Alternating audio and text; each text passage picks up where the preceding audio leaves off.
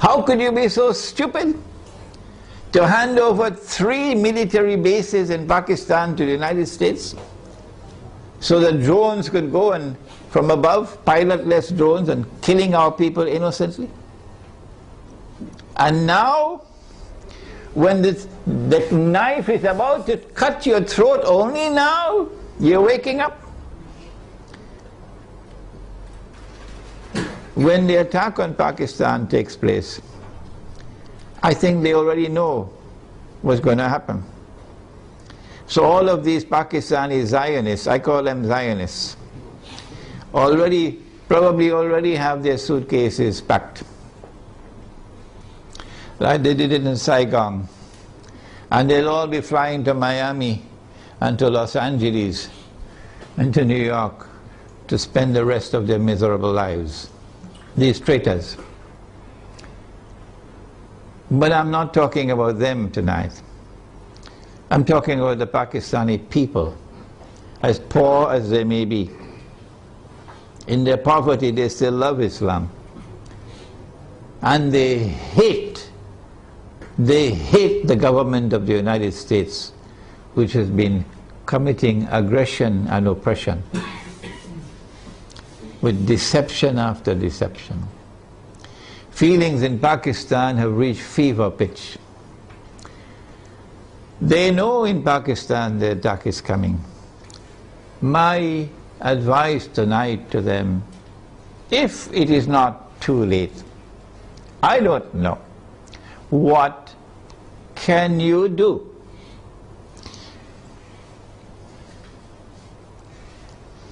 My answer is,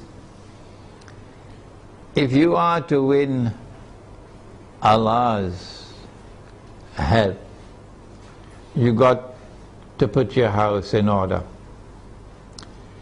You got to abandon those who are fighting over sectarian issues. Stay away from them.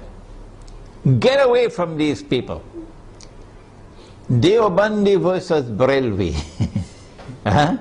This sect against that sect. Treat these people as though they are a people who have to be cast aside. Don't keep their company. And try to bring once again, the fraternity of Islam. That these are all brothers and sisters in Islam, one people. Identify yourself as a Muslim. I am the student of Maulana Dr. Muhammad Fadlur Rahman Ansari, rahimahullah. He established the Alimia Institute of Islamic Studies in Karachi, Pakistan. And that's where I studied under him.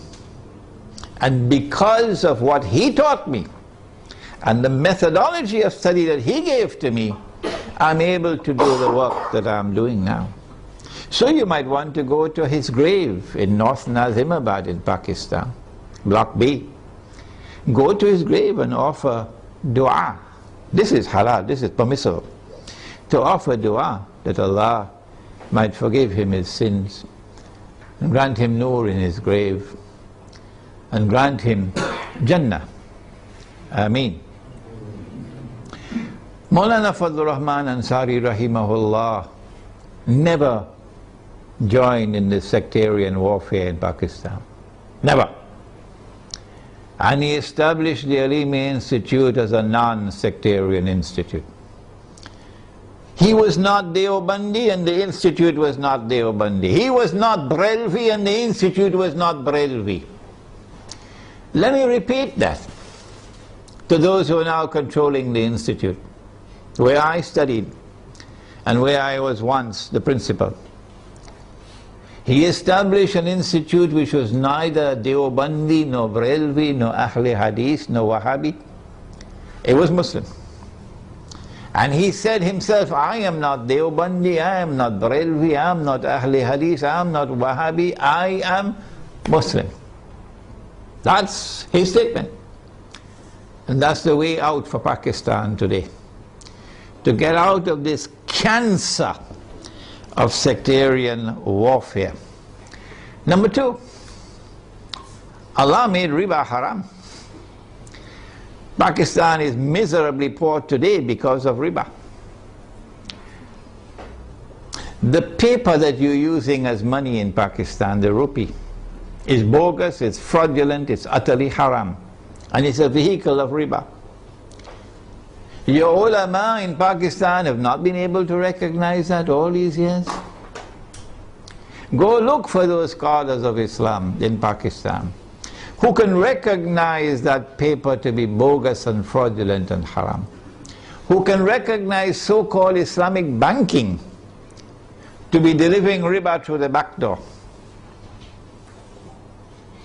who can recognize that membership in the United Nations organization and submission to the Charter of the UN is a recipe to slavery, who can recognize that membership in the International Monetary Fund, which prohibits the use of gold as money, is a recipe for slavery.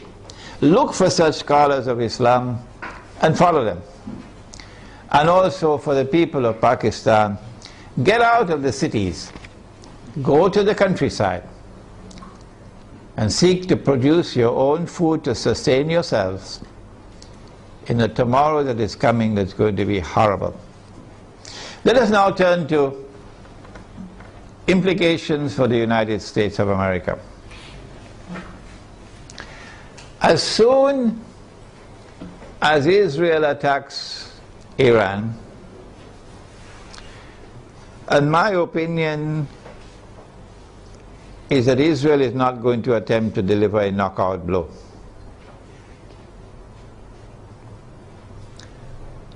Israel will attack Iran in order to commence wars that she hopes will follow one after the other. As soon as Israel attacks Iran, the first implication is that Iran is going to attack Iraq. And Iran is strategically poised, advantageously poised, to attack the United States in Iraq. As soon as Iran is attacked, Shias around the world are going to respond with solidarity with Iran. And that includes the majority population of Iraq, which is Shia. What about the Sunni in Iraq? The Sunnis are waging a war against the United States. They want to get the United States out of Iraq. And if Iran attacks Iraq, the Sunnis are going to also intensify their attacks on the United States. And so the United States is going to be in a no-win situation in Iraq. You'll be facing enemies fighting you on all sides with no friends around you, none. I don't think, and I hope and pray, I don't think that NATO will succeed in getting the Turkish government to act so stupidly to attack Iran. I don't think it's going to happen. No. And let us pray that the Turkish government is not ruled by fools. And so NATO and the United States in particular are going to be faced with war in Iraq that they cannot win. And they can lose. They can lose. And this is what Israel wants. This is what Israel wants. But there's another battlefront I want to turn to now. And this is where we need our military analysts. I wish we had some here tonight. That Iran is also likely to attack Bahrain. And it should not be difficult for Iran to take Bahrain. Bahrain cannot stand up to an attack from Iran. Bahrain is just across the water from Iran. I am suggesting to you that Iran is going to attack and take Bahrain. And if and when Iran attacks and takes Bahrain, then there's a causeway between Bahrain and Saudi Arabia where you can drive back and forth. The road will be clear to Saudi Arabia. I am anticipating, and the Saudis probably already have their plans laid out very well, because they know what's going to happen. And Israel already knows what's going to happen. That they're then going to turn to the United States to invoke whatever secret agreements they have of defense. That the United States has to intervene in Saudi Arabia to protect Saudi Arabia from an attack from Iran. I think the Zionists in the US Congress will ensure, even though the US armed forces would not want to go in there, even though the Barak administration would not want to go into Saudi Arabia, the Zionists in the US Congress will ensure that American forces will have to enter into Saudi Arabia to face Iran. I'm also suspecting that they might do the same thing with Pakistan, to force the Pakistani political leadership and military leadership to follow some secret agreement they probably already have, to bring Pakistani troops into Saudi Arabia to face Iran.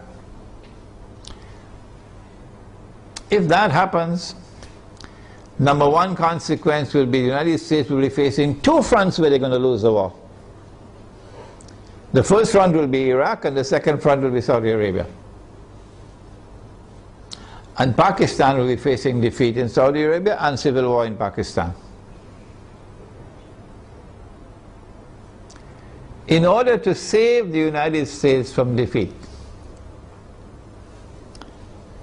Israel will have to intervene. And so history will repeat itself for those who have been reading Jerusalem in the Quran. In order for the passage from Pax Britannica to Pax Americana to take place, you remember? The First World War had to take place. And in the First World War, the Germans brought in their submarines. And Britain, the island, was marooned, surrounded by German submarines. And Britain would have lost the war. And at that critical moment, the Zionists then brought the United States into the war, despite the efforts of men like Henry Ford. And when the United States entered into the war, then Britain was saved from defeat. But the consequence of that was that Britain was no longer the ruling state in the world. And the transfer of power from Britain to the United States was well on the way as a consequence of that First World War. So I am suggesting to you that the planning that is now taking place is a repeat of what happened then.